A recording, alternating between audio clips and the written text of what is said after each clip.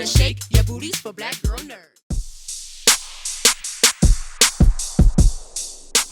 So can you tell me both about your characters? I represent Queen King, the leader of Payan. She has responsibility to protect her people and take care of her people. She's brought up by her father, the king, that ruled through fear, and she does as well. That's the way she was taught to be a queen. When the norm is, and what you've only known is living without sight, and all of a sudden 2 babies are born that can see, that is danger, and that's something that you don't know, and she's trying to protect her people and herself from that. And I play her cleanup man. Yeah, I go around and take care of things, or at least I try to. And when there's 2 children that are born with sight, and that is such a threat to everything, life itself, I'm sent away from her, leaving her sort of isolated, and I have to go out and try to find these kids, and it takes 10 years. And I sort of don't even get there. I mean, it's just a weird, epic journey for him. And meanwhile, she's having to sort of be separated from her security, like he's sort of her main security. So it puts us both in kind of strange, isolating places. Yeah. For your character, is your character more of a man in love with his queen or a man in love with service, like a duty to his service? Good question.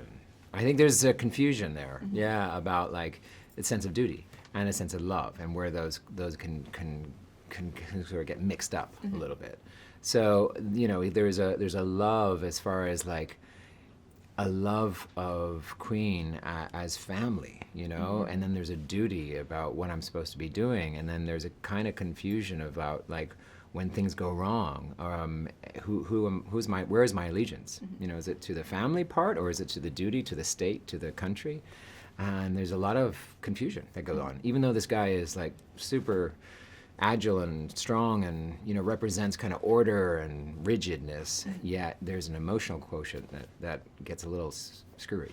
And then, and hopefully this is not too invasive of a question, but why do you believe prayer has evolved the way it has evolved? Oh, I like that. Evolved prayer. Exactly. Yeah, I see it that way. I believe it's a sensory experience in this world, where she talks to God in a different way. It's like giving yourself to God. She also sees herself as a God, and so she feels she talks to her people through the God flame and has a special connection with him, and that sensory experience is her language with God. And I do feel that is a journey that has been evolving for 600 years. And it is something that you see and you're like, wait, what is she doing? Yeah. Which I felt as a big responsibility as a woman on screen, where a lot of times men masturbate on screen, and we've seen that.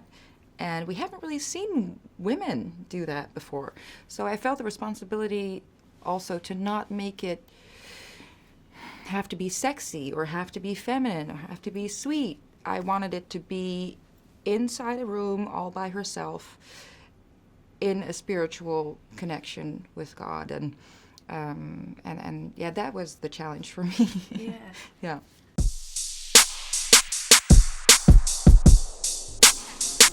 Better shake your booties for black girl nerds. Better shake your booties for black girl nerds.